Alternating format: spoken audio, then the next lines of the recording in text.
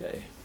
My name is Ron Dixon, and I'm conducting this interview on behalf of the Greensboro Elks Lodge in Greensboro, North Carolina, and also on behalf of the Veterans History Project. Today is September the 4th, 2014. Would you please tell me your name? Eugene Bruce Elmore. All right. If you tell me also your date of birth and the place of birth.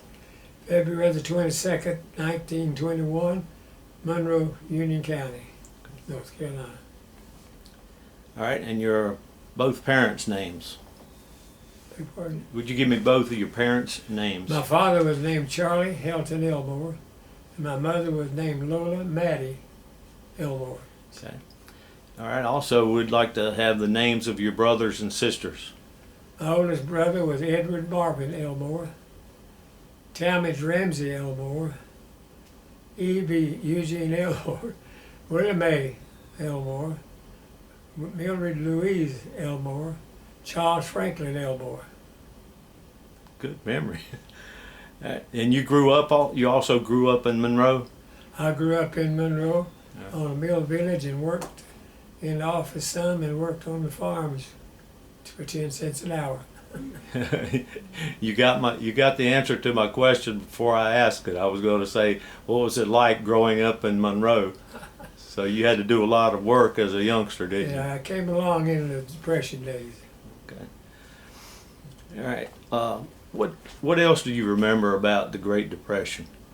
Well, my father picked a pimple on his chin and died about 2 weeks later on December the 7th, 1932. He was 35 years old. And we lived on the mill village, and my oldest brother quit school and kept house. My mother was a weaver in the mill, and I helped him. We did the laundry on the wash scrub board and wash tub, and he and I learned to embroidery during that time. And he became a good cook, and he cooked the best chocolate cakes you ever ate.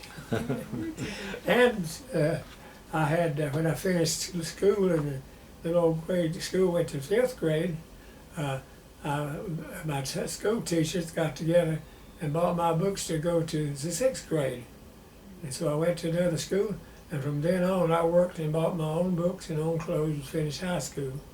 So My mother had a hard time, and I was working in the lunchroom in a meal, running that for a lady, when I finished high school in 1939. My wife and I were in the same class. She was valedictorian of our class, and we had both planned to go to college. Well, my mother told me the first week she needed my paycheck to buy girls some clothes and other things, so I gave it to her. She said, "You can start next week." I said, "No, I give up going to college because I'm going to help you with bills and things," and that's what I did. And my wife said Daddy became a semi-invalid, and her sister's going to help her, and that plan fell through. So we both decided later on we'd get married. We were working both at the mill, and she'd make $8 a week. I was making $12 a week. When I read the pick clocks on the loom and figured it, I made $15 a week. That was good pay. I could buy all the groceries we needed for $5, plus enough oil to cook them with, plus enough oil to heat a 2-room apartment. You could buy a work shirt for 39 cents, a pair of overalls for $1.69, and a pair of good shoes for $2. So would you agree or disagree with the statement that the Depression era was really tough? It was absolutely tough for us. I wore overalls and patched overalls, and my mother cut them off and hemmed them. We wore Bermuda overalls. And we got flour sacks and meat, food sacks from this farm off of the food for the cows and horses thing, and made clothes out of it. And when we got married, my wife made clothes, pants for me and the boys, and a sport coats for us, and she was a good seamstress as well as a lot of many other things. I'll tell you. It wasn't easy, but we always had something to eat. I'll have to add here. Sometimes we had pinto beans for lunch. My mother would pour some water in what was left to have pinto soup for supper. A lot of times we only had cornbread and milk for supper. Things were rough, but we had plenty to eat. We didn't starve. I'm really impressed with your recall of the Well, that the era. thing about it is my mother, when people come by begging, if she had 2 biscuits in the house, she'd give me 1. She never turned nobody away. Back then, people were riding the rails underneath the boxcars, different towns looking for work. I remember that, and they'd come to our door, and my mother wouldn't invite them in, but she'd give them some food. She never turned anybody away. We had neighbors that chipped in to help my mother that knew her, and we helped. Back then, people helped one another. All the people on the mill village knew everybody on it, and they helped one another. It's a pretty rough times. During that time, some of them just got 3 days a week in the mill, and that meant half was income. And there were 6 children, and my mother and father made 8 in our family, and it made pretty rough. So it wasn't easy, but we made it. People on the farm raised their own food, and that was fortunate. And I remember a man used to come around on Saturday with a little old buggy, and he'd have peas out of the garden to sell them so much for it. He'd bring chickens on the hoof and sell you a chicken right out of the coop. And we'd hang him up on the clothesline by the feet and cut his head off, and we'd have chicken and dumplings. That was a real treat. We didn't get anything much for Christmas. I remember one Christmas at school, nobody had any money, so we decorated the tree, and we put jokes, empty can for a present, or a piece of coal for a present, anything like that. We had a great time. It's fun, but it wasn't nice.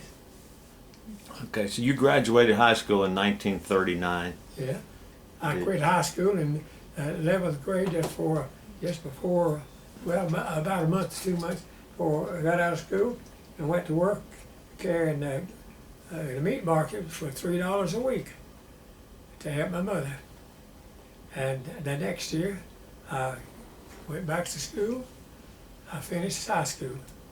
And I finished high school in 1939, and I started college in 1950. 1950? Yeah, after Okay. I got out of service. Okay. That's the only way I could go But to college. you wanted to, you would have, if you'd given your first choice, you would have gone to college right out of high school, Oh, correct? yes, because at 14 I felt the call into ministry, and that's what I wanted to do. Okay. But when I got out of the Army, I put it off 5 more years, and I finally said, Lord, if you want me to be a failure for you, fine. So I told my pastor I was going to go to school, and I enlisted minister that night. He preached on the fields are white in the harvest, but the laborers are few. And I felt like people were going to hell because I wasn't witnessing for my Lord. And so I told them I'd quit my job. I was carrying mail at that time, walking 20, 25 miles a day, carrying a 10-pound bag, leather bag plus the mail, and went to college. Eric was 1 year old when I carried him to college in 1950. Wow. So you said you enlisted in the Army, correct? No, I was in the National Guard. Okay. We didn't have a chance to enlist. Yeah, it's Tucky. And if your time run out before the war, you got discharged.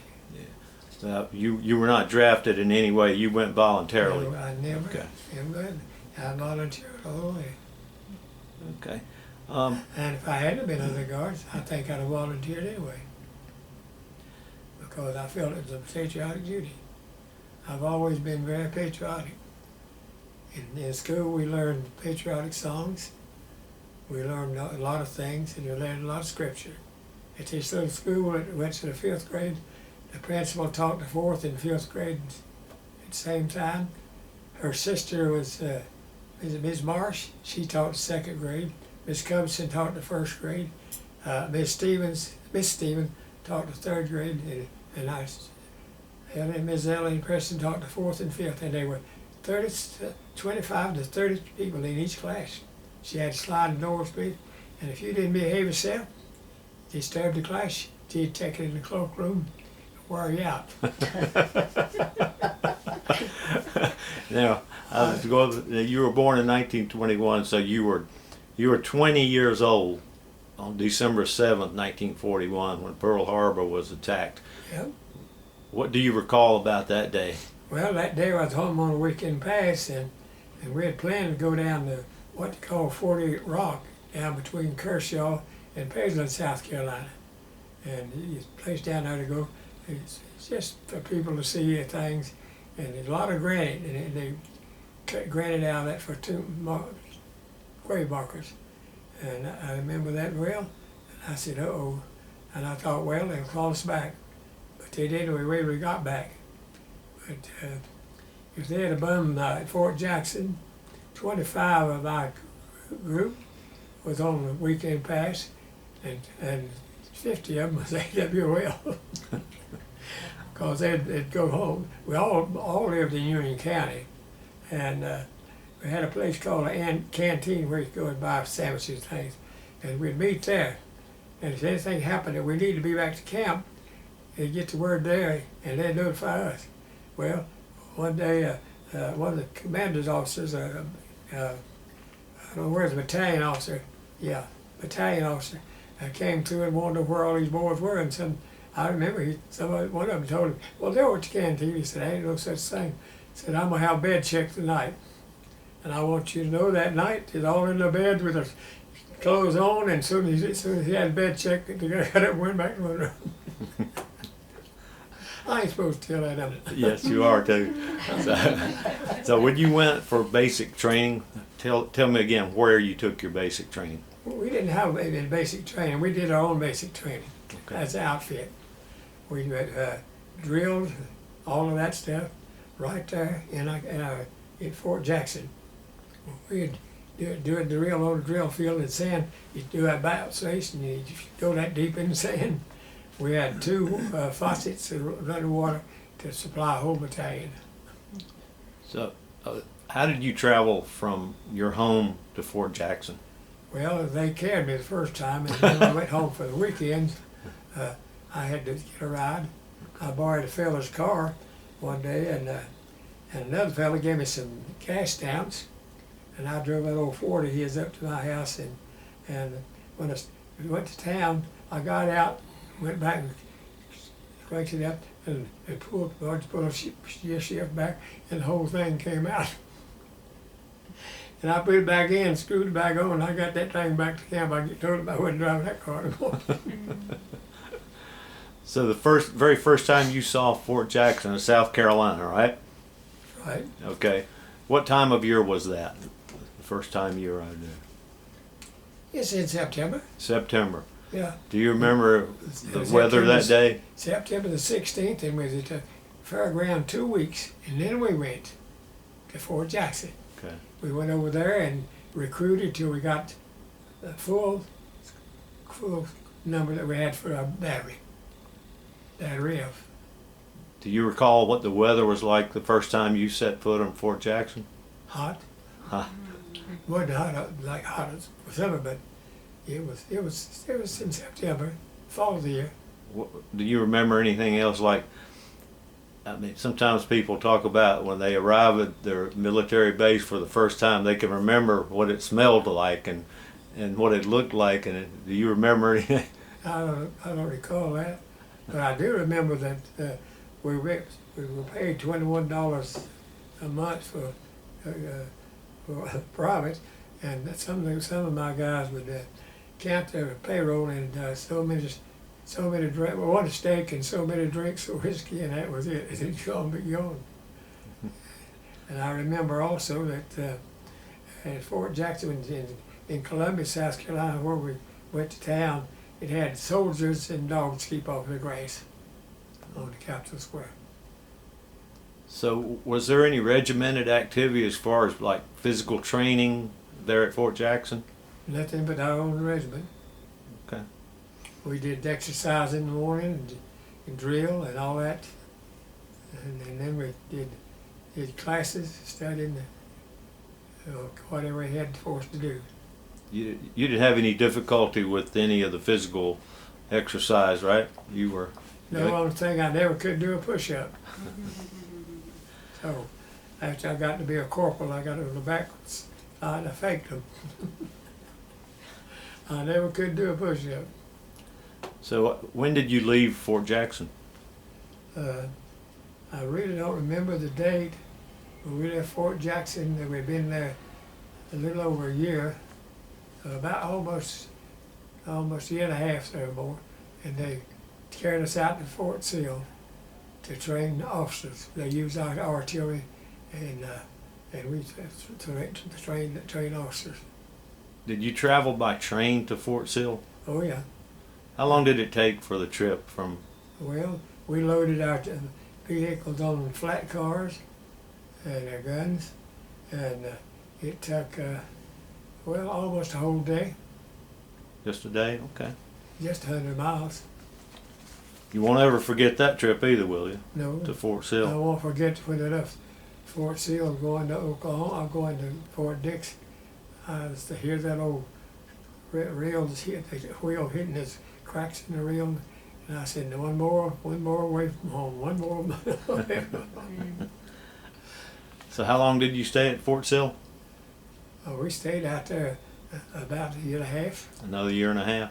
Yeah. Now between Fort Jackson and Fort Sill, were you able to come home on some kind of leave? We got a furlough, Okay. but I didn't get many, but my wife and other guys' wives came to Fort Jackson to see us, and we didn't get very many.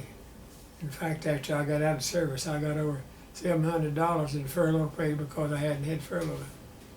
So at Fort Sill, you were just doing more training, correct? More training others. So you had a specialty at that point, right? I was a sergeant, and I was training, teaching survey to cadres. We had these training cadres, we call them, and we were getting them ready to. And what we did to take some of the corporals and sergeants out of our outfit and form a new one and put these recruits in that and train them. And we did basic training for them. Okay. We had a regular schedule of exercise every morning, and I taught survey in the mornings, and they all went on hikes in the afternoon, like 25-mile hikes and that sort of thing. And we made a group with the other sergeants that they'd take them on the hikes. We'd take care of them in the training, and they could have the rest of the day off. Of course, we got a half day off every payday. So between, if my math is correct, you had a year and a half at Fort Jackson, and another year and a half at Fort Sill, Yeah, and then you head northeast that's to about right. to Fort Dix. Is that correct? After that? Yeah, Fort Dix, New Jersey. We wasn't there long. So more training when you got to Fort Dix?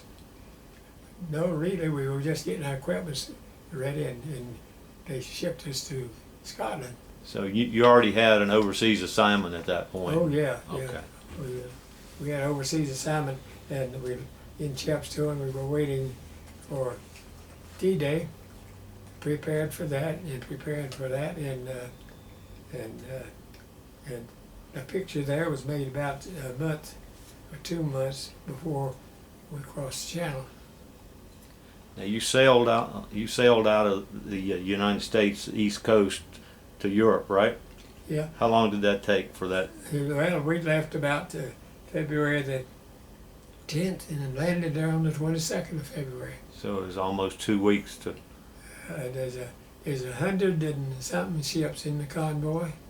We were put on a little Marine, U.S. Marine Raven, which was a merchant ship which had been converted for a troop ship. We bobbed around in the ocean like a cork, and we broke down. The ship broke down, and they left a destroyer back there with us because there was a German submarine following us, and the warship stayed back there in case. Got it repaired in a couple of days, and then we caught up with them. And before we caught up with them, we know that the Germans had sunk a ship because there were duffel bags and things come floating by where we were going. Gives you the chill. Thank all those boys. Didn't even get in combat. They were in it by being in the ocean. So you landed in Scotland, And February the 22nd, 1944. and after arriving in Scotland, what were your duties there? What was day-to-day activities like? Regular thing, because we weren't there long. We weren't there but about 3 days. 3 days. We went over to Chepstow, and there we had our regular drills and practice and school. Yep. We had studied and prepared for what we would have to do when we got to cross the channel. Would you say it again, where you went after your 3 days in Scotland? Beg pardon? Where did you go after Scotland? Say that again, please. Chepstow, England. Chepstow. Okay, I wanted to make sure I got that. Chepstow, I think. Okay. Well, the unit you were assigned to, what was the main goal? What were the function of your unit? What was the function of your unit? They changed us from the 113th for Fort Jackson, and we became the 690th Field Artillery Battalion, light artillery. We had 105 howitzers, and we were just a separate battalion that we were planned. They would be used wherever they needed us most, and even for tank attacks, because the 105 howitzer is an ideal tank gun as well as an artillery piece. Most flexible piece of equipment they had at that time. We trained on 240s, 150s, and 37s, and then wound up with the 105 millimeter calibers. Okay. You talked about your teaching surveying to the troops. Was that similar to being a forward observer? That's what it, that part of it. Okay. You went ahead and you plotted where the command post was going to be, and over the mountains, they're over so far the guns would be there, and you set up an OP, and you estimated the range. You had a rangefinder, and from there the commanding officers gave the command for the guns to fire. Now in the firing it, when you fired those guns, you had to figure velocity and how much powder, and you had to figure the drift, because rotation drift, and you had to figure when that thing and all that.